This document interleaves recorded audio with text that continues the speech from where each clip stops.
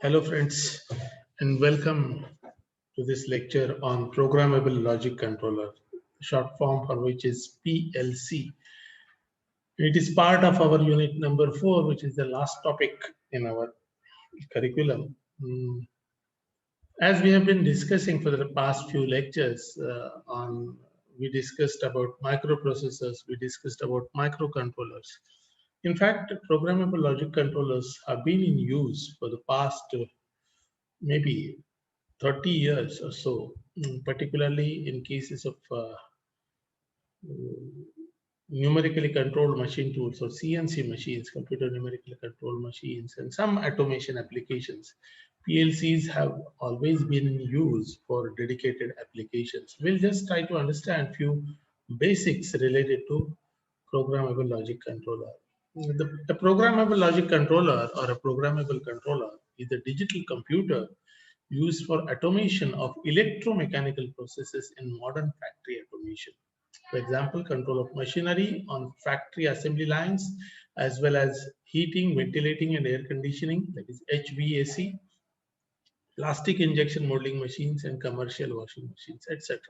These PLCs have been in use. PLCs are members of computer family using integrated circuits instead of electromechanical devices to implement control functions.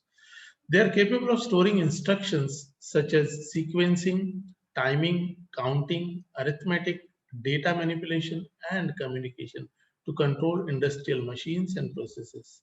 This figure illustrates a conceptual diagram of a PLC application.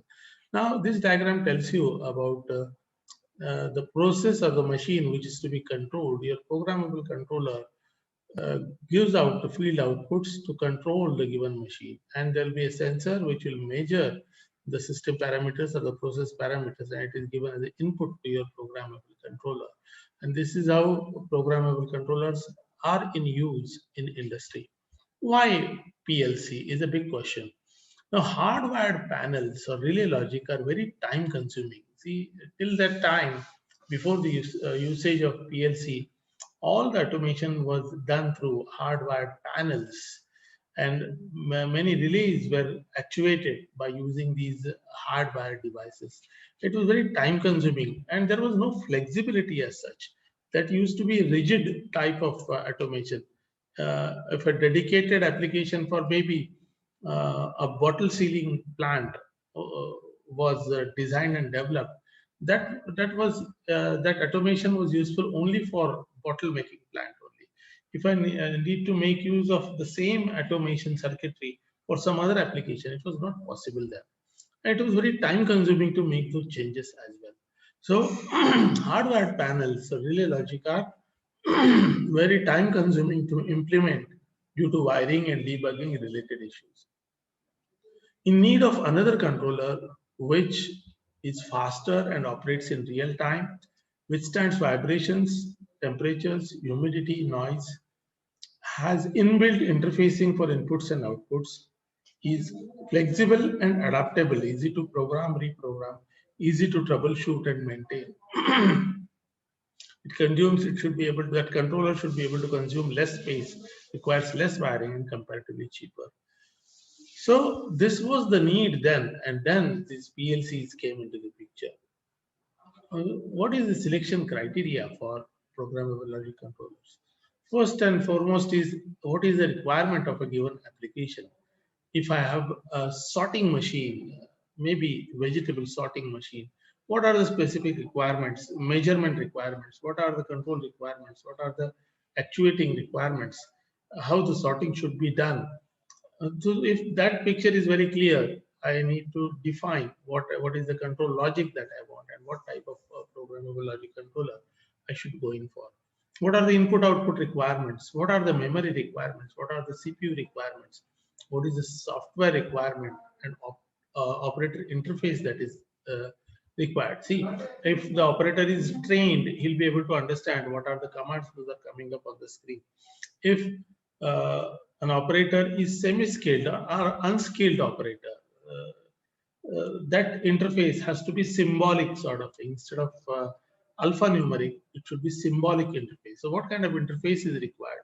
what sort of communication is required, what sort of environmental conditions to which this PLC will be subjected to. So based on these points, these criteria, a proper PLC is selected. What are the components of the PLC? This is the plant. The plant parameters are sensed and given to the input module. The input module gives it to your CPU. The CPU contains your processor and memory.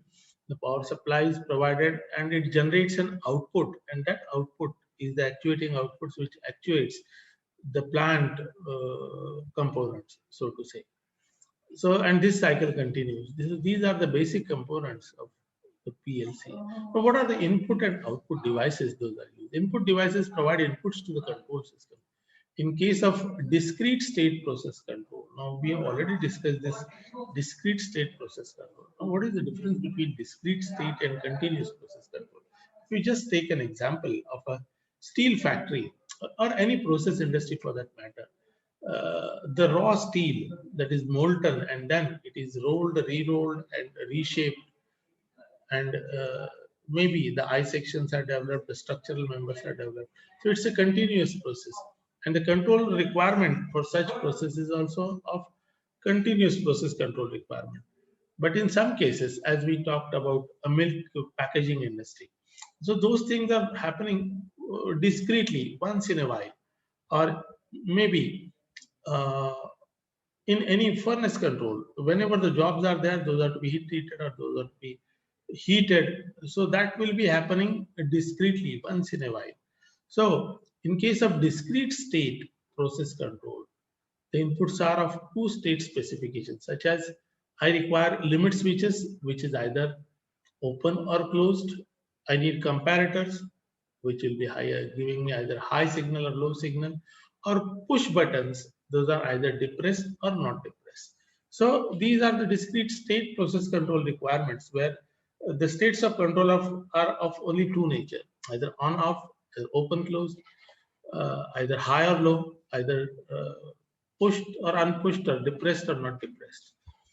And output devices accept outputs from the control system. In discrete state process control, the outputs accept only two state commands, such as lights are on and off, motors rotating and not rotating, solenoids are engaged or not engaged. Now, some input devices, let us see, the push button, PB stands for push button 1, which is normally open, right?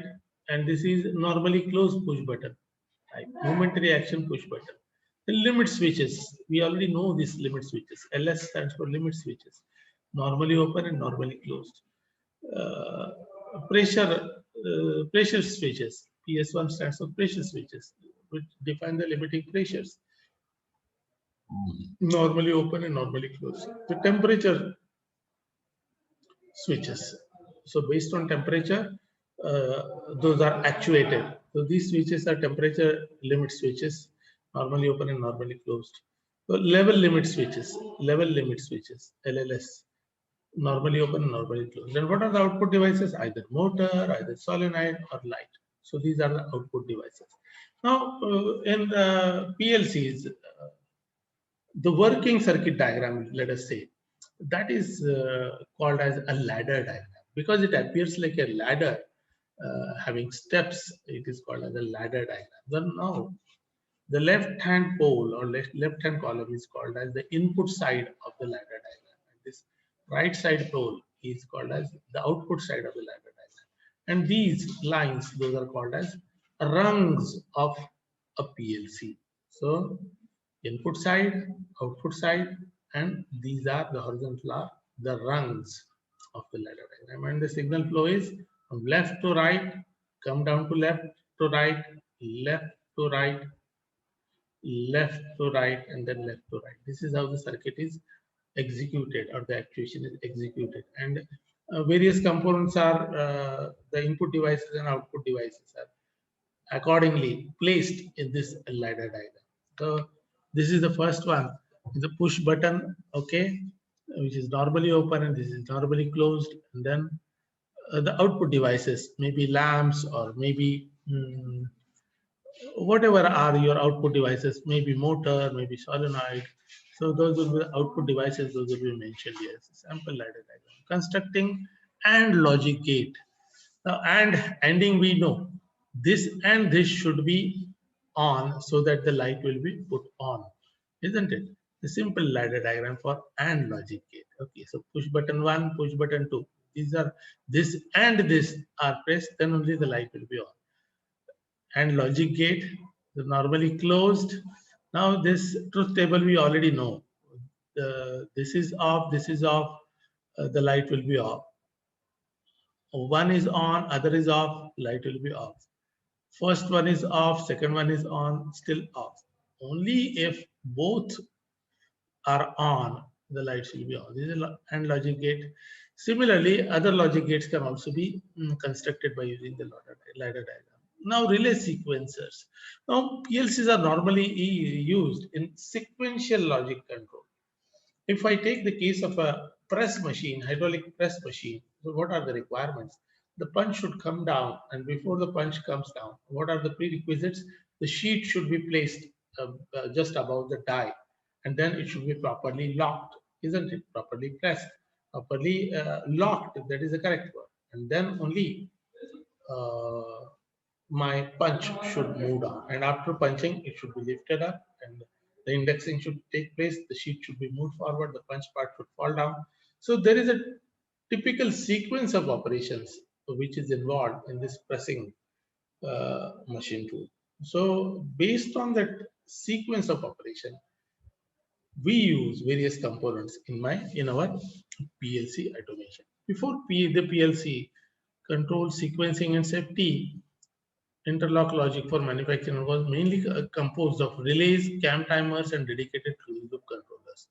One way to provide a discrete state controller is to use physical relays to put together a circuit that satisfies the requirements of the ladder diagram.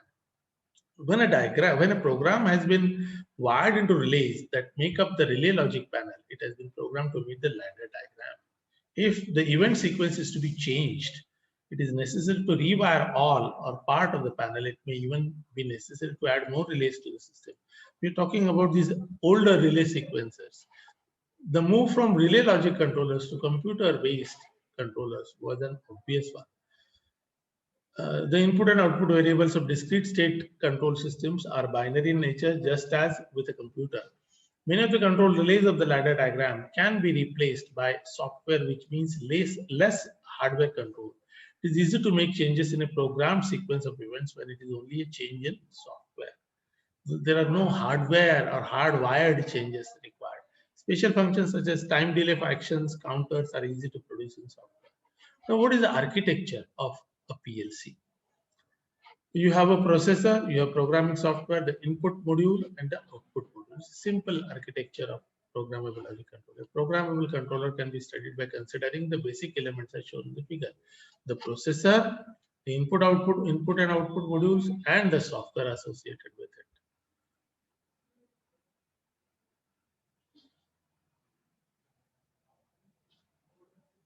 Let us move further. The components in PLC. Now the central processing unit, which is the heart of my PLC, in which I also have memory to store program data as well as the data, variable data. Then power supply is required. Then the input module, input sensing devices will be there, and they'll be sending signals to my input module. And then optical isolation will be there between the CPU and input. Optical isolation will be there between the CPU and output. Yes, and these can be, CPU can be interfaced with my computer, even desktop computer, so that I can have display over there. And then the output module will actuate either a solenoid or a motor or a lamp, whatever are my output load devices. Okay, so these are the basic components: input module, output module, CPU, memory, power supply, programming devices, and communication channel. The input module, you have number of channels. Different PLCs will have different number of input channels. I can have 4 input and 4 output channels in a particular brand of Siemens PLC. Allen Bradley also manufacture your PLCs. So different manufacturers provide different variety of my PLCs. Now in this case, I have got 3 channels for supply, And then I have input limit switches, limit switch 1, push button 1, limit switch 2, and power supply is given. And this goes to the processor. Figure shows the typical wiring to a PLC input module. The input module examines the state of the physical switches and the other output input devices and puts their state into a form suitable for the processor. It is able to accommodate a number of inputs called channels. If the switch is closed, the input will be 24 volt DC, and if open, it will be 0 volt DC. 24 volt DC or 0 volt DC. The input module converts this into the 1 or 0 state needed by the processor. The input module convert real world voltage and currents to signals the PLC can understand. Since there are different types of input devices, there is a wide variety of input modules available, including both digital and analog modules. So you have discrete or digital module, use 0 or 1 to depict the state, or I can have analog module, use numbers to depict the state, that is 30 degree, maybe temperatures, okay, or pressures. The switches normally work from 0 to 24 volt DC. Pressure switches work from 4 to 20 milliamperes, and temperature input devices work between 0 to 10 volt DC. In the output module, so this is my output module. From this processor, the control signal has come. Now the actuation has to take place. So either I have a lamp or a solenoid or a motor, right? So that the actuation will take place. Okay, figure shows the typical wiring to the PLC output module. The output module supplies AC power to the external devices such as motors, lights, solenoids. Internally, the output module accepts a 0 or 1 from the processor and uses it to turn on or off a device. An output module can have one or several channels per unit. Each channel is usually provided with an indicator light to show whether the particular channel is being driven on or off. So physical description, either I can have a valve which is operated for between 0 to 10 volt DC, fan which is operated from 0 to 120 volt AC, or a light bulb which is operated from 0 to 24 volt DC. Then the processor is a computer that executes a program to perform the operation specified in a ladder diagram. It performs arithmetic and logic operations on input modules, on input variable data, and determines the proper state of the output variables. Then CPU and memory. CPU is the brain of the PLC, is the central processing unit. It executes various logical and sequencing functions by operating on the PLC inputs, mainly the sensor information to determine the appropriate output signals for the actuator. The processor is a microprocessor, very similar in its construction to those used in personal computers and other data processing equipment. Memory, it is tied to the CPU, and it is the PLC memory, which contains the program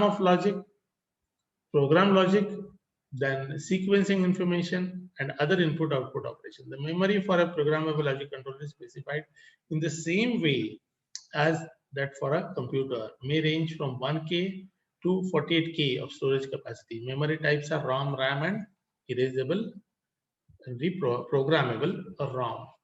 The power supply, power supply of 115 volts is used to provide power to the PLC and any other modules. Power supplies come in various forms. Power supply modules that fit into one of the slots in the chassis of a PLC box. External power supplies that mount to the outside of the chassis. Standalone power supplies that connect to the PLC or input-output through a power cable. Embedded power supplies that come as part of a PLC block. Or switching mode power supply that we use in a computer. Similar sort of thing is there for PLC power supply as well. The programmable device. The programmable device, the PLC is programmed by means of a programming device. The programmable device, the programming device is usually detachable from the PLC cabinet so that it can be shared between different controllers. Different PLC manufacturers provide different devices. A simple teach pendant type, like our remote, a teach pendant type device similar to those used in, that is called as a teach pendant in robots. If you have seen in big process industries, you have the cranes operated by a remote or a cabled control device that is called as it is similar to a pendant. PLC programming keyboards are also used, and CRT displays. Nowadays, touchscreen displays are also available for programming. And the communication channel, CPU uses the data bus for sending data between the constituent elements. It uses the address bus to send the addresses of locations for accessing stored data.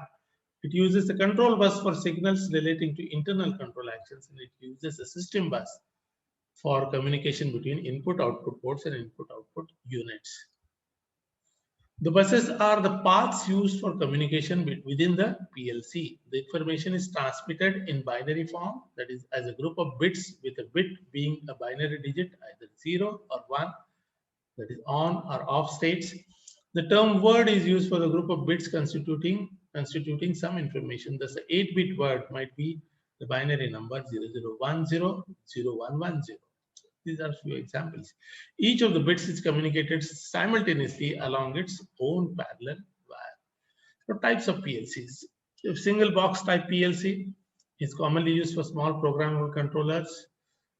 Typically, such a PLC might have 6, 8, 12, or 24 ports, 24 inputs, and 4, 8, 16 outputs, and a memory which can store some 300 to 1000 instructions. This single box type of PLC. A modular PLC or a rack type PLC consists of separate modules for power supply, processor, input module, output module, and memory. So brick type PLC, a rack type PLC. Various racks you can find for memory, processor, right, input output devices. In PLC operation, the operation of the PLC can be considered in two modes. It is in the input output scan mode and the execution mode.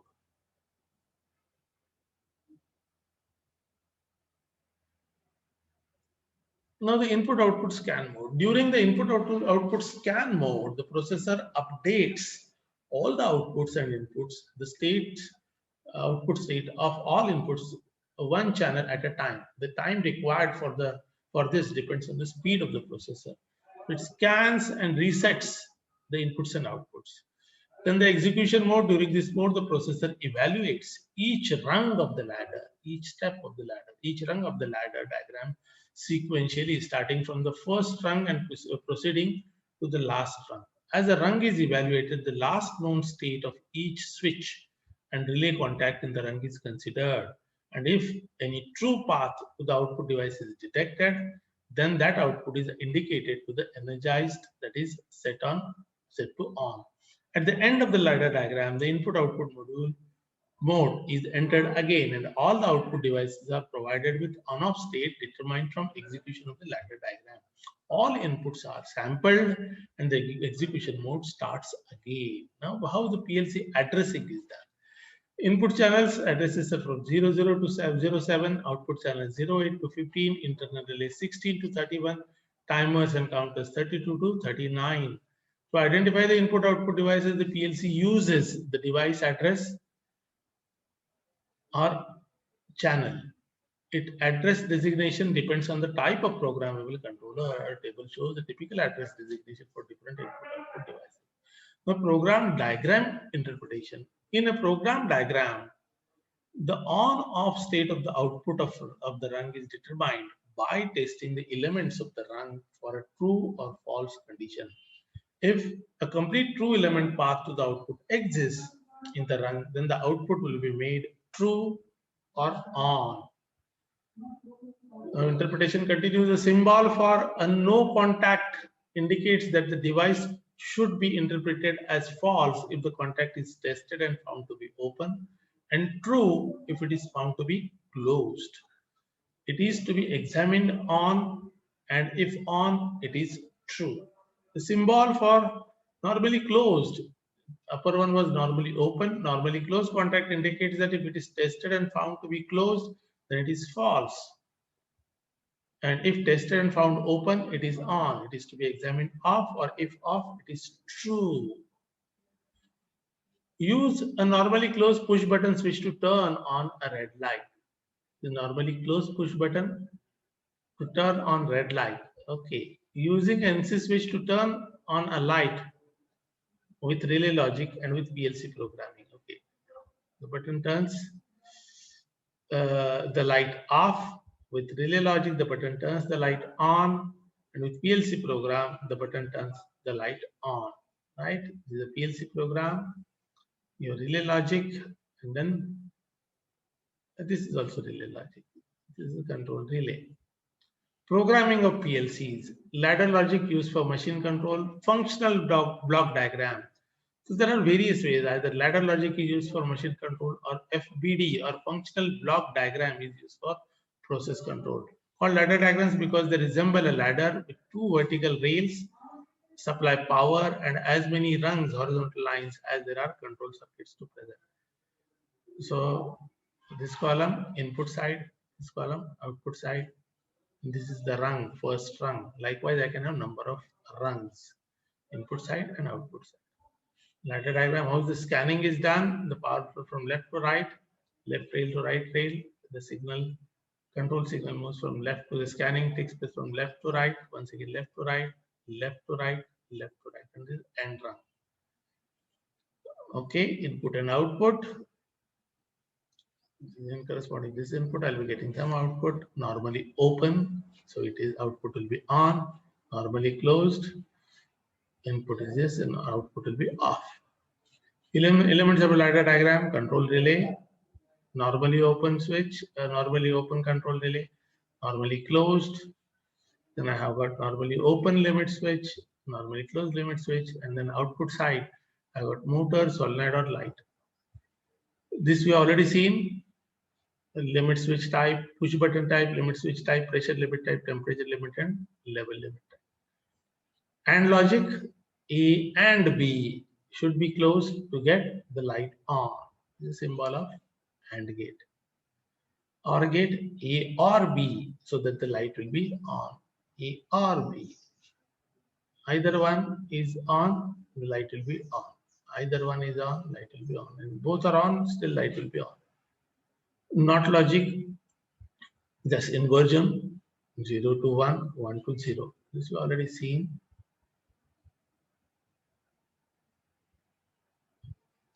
So we have different examples. The PLC timer function, the program timer function plays an important role in PLC applications to provide for needed delays in some manufacturing sequences. Okay, and to specify the period of time that some operation is to last.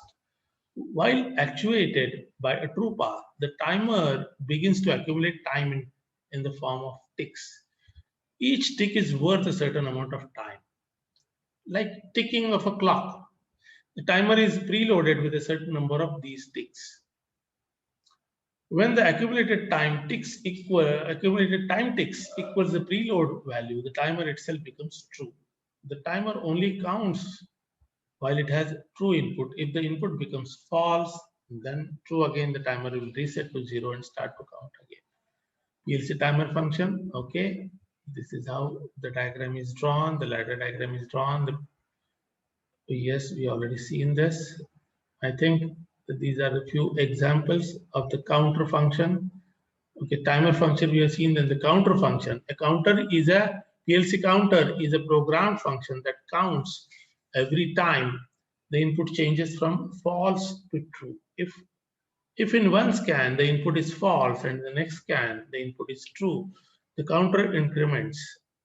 No further count will occur until the input goes false again and then true. The counter has an address and a preset number of counts.